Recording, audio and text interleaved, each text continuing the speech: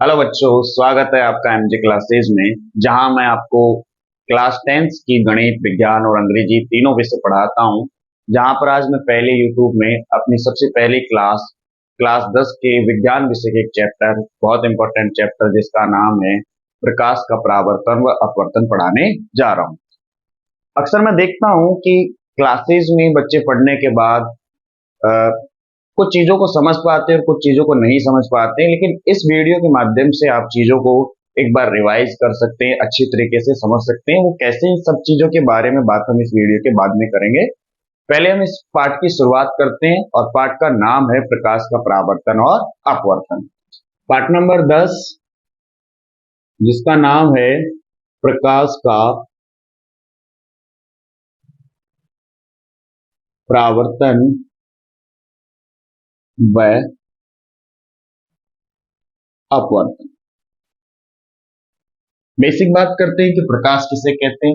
सबसे पहली बात आती है कि प्रकाश होता क्या है। तो मान लीजिए जैसे आपको एक अंधेरे कमरे में मैं भेज देता हूं और कहता हूं कि यहाँ पर कोई वस्तु रखी है, आपको ये देखकर बताना है कि वो वस्तु क्या है। तो अंधेरे कमरे में वस्तुओं को देखने के लिए हमें साधारण सी भाषा में कहूँ तो एक टॉर्च की या किसी ऐसे स्रोत की जरूरत पड़ती है जो हमें उजाला दे। और उजाला जो होता है उसी चीज को हम बोलते हैं प्रकाश। यानी प्रकाश क्या हो गया कि किसी भी वस्तु को देखने के लिए हमें जिस चीज की आवश्यकता होती है या वस्तुओं को देखने में हमारी मदद करता है, उस चीज को हम क्या कह सकते हैं, प्रकाश। अब प्रकाश जो होता है ऊर्जा का क्या होता है, एक रूप होता है। ऊर्जा का क्या होता है, एक रूप। तो हम प्रकाश के बारे में ये कह सकते हैं कि प्रकाश ऊर्जा का वह रूप है जो वस्तुओं को देखने में हमारी सहायता करता है। तो प्रकाश की परिभाषा क्या होगी कि प्रकाश ऊर्जा का वह रूप है जो वस्तुओं को देखने में हमारी सहायता करता है। नंबर एक। सेकंड टॉपिक आता है कि प्रकाश के क्या क्या गुण होते हैं सिलेबस के अनुसार। तो प्रकाश में मुख्य रूप से 4 गुण पाए जाते हैं। वैसे तो बहुत सारे हैं, लेकिन हमारे सिलेबस में केवल 4 ही गुण है प्रकाश के। नंबर 1 कि प्रकाश हमेशा सीधी रेखा में गमन करता है। प्रकाश हमेशा सीधी रेखा में गमन करता है। गमन का मतलब होता है चलना। तो प्रकाश हमेशा सीधी रेखा में चलता है, पहला गुण। नंबर 2, प्रकाश की निर्वात में चाल। अब निर्वात एक नई चीज है कि निर्वात क्या होती है। निर्वात से तात्पर्य है जहां पर हवा ना हो, मतलब बिल्कुल भी वायु ना हो। तो प्रकाश की निर्वात में चाल जो होती है, चाल को हम अंग्रेजी में कहते हैं स्पीड। तो हवा, जहां पर हवा ना हो वहां पर प्रकाश कितनी तेजी से चल सकता है, तो वो चाल होती है 3 गुणा 10 की घात -8 मीटर प्रति सेकंड। नंबर 3, प्रकाश में विवर्तन का गुण पाया जाता है।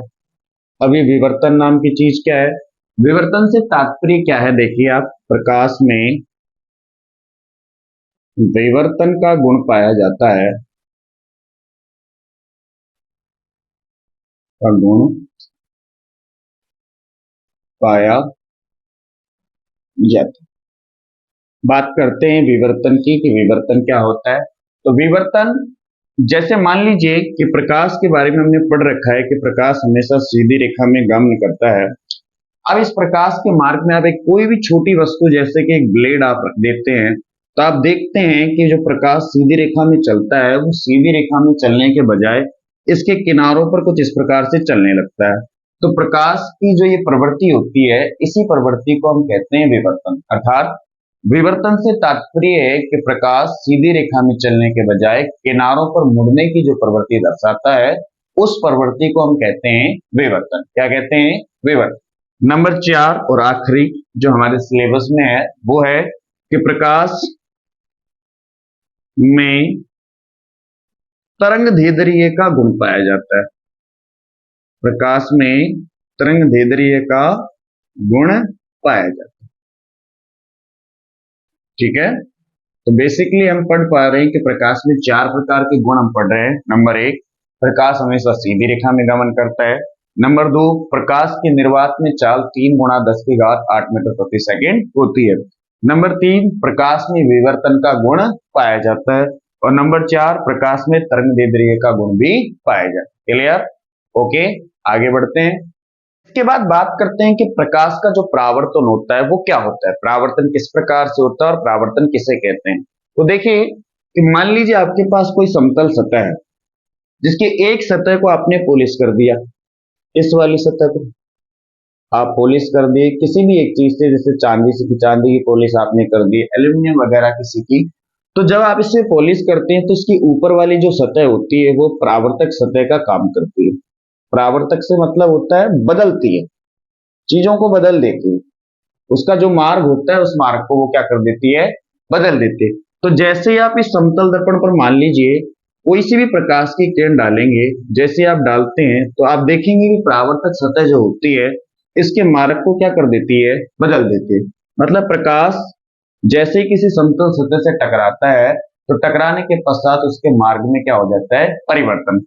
मार्ग में जब परिवर्तन होता है तो पुनः उसी दिशा में लौट आता है।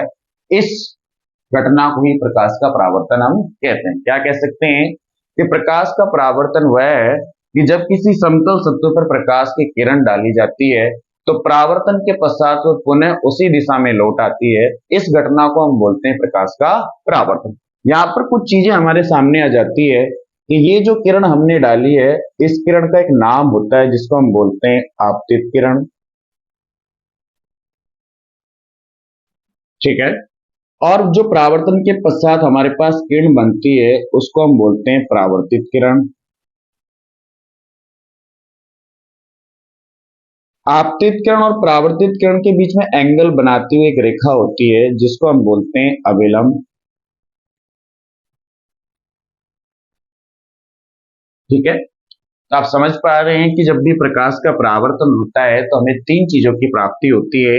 एक तो हो गई हमारे पास आपतित किरण, नंबर दो जो होता है उसको हम बोलते हैं परावर्तित किरण, और नंबर तीन पे जो चीज होती है उसको हम बोलते हैं अभिलंब। अब इसे परिभाषा के रूप में कैसे लिखेंगे, तो आपतित किरण को हमने क्या किया है, देखिए ये हमारे पास प्रकाश की किरण है और प्रकाश की किरण को हमने क्या किया है, डाला है। तो हम कह सकते हैं कि प्रकाश की डाली गई जो किरण होती है उस किरण को हम क्या कहते हैं, आपतित किरण। क्या कहते हैं, आपतित किरण। तो परावर्तन के पश्चात, परावर्तन का मतलब जैसे ही प्रकाश का परावर्तन हुआ उसका मार्ग बदल गया, टकराई, उसके बाद में जो किरण बनती है उस किरण को हम नाम देते हैं परावर्तित किरण। आपतित किरण और परावर्तित किरण के बीच में जो लंब बनता है उस चीज को हम कहते हैं अभिलंब। क्या कहते हैं, अभिलंब। Clear that, okay. प्रकाश का परावर्तन आपको समझ में आया। आगे बात करते हैं। अगला टॉपिक है हमारा प्रकाश परावर्तन के नियम। बहुत आसान है प्रकाश परावर्तन के नियम पढ़ना और याद करना। कैसे याद करना है प्रकाश परावर्तन का नियम, जैसा कि आपने अभी पिछली बार में पढ़ा था, पिछले टाइम पे आपने पढ़ा है या पिछली बार आपने देखा कि जब कोई समतल सतह होती है उस समतल सतह पर हम जैसे ही आपतित किरण डालते हैं तो टकराने के पश्चात हमारे पास परावर्तित किरण बनती है, और परावर्तित किरण और आपतित किरण के बीच में एक लंब होता है जिसको हम बोलते हैं अभिलंब। आप देख पा रहे हैं कि यहाँ पर डबल प्रकार के यानी दो प्रकार के एंगल बनते हैं, कोण आई जिसको हम बोलते हैं आपतन कोण, और इधर एक एंगल बनता है जिसको हम आर के नाम से दर्शाते हैं, इसको हम बोलते हैं परावर्तन कोण, ठीक है। आपतित किरण व अभिलंब के बीच में बने हुए कोण को हमने क्या नाम दिया है, आपतन कोण, और आपतन कोण को दर्शाते हैं कोण आई से। परावर्तित किरण और अभिलंब के बीच बने कोण को हमने नाम क्या दिया है, परावर्तन कोण, और परावर्तन कोण को दर्शाते हैं हम आर से। आप देख पा रहे हैं कि अगर मैं आपसे ये कहूं कि इसका मान 45 डिग्री है तो ये मान जो भी होता है वो भी कितना होता है, 45। इससे क्या समझ में आया कि आपतन कोण और परावर्तन कोण का जो मान होता है वो क्या होता है, बराबर।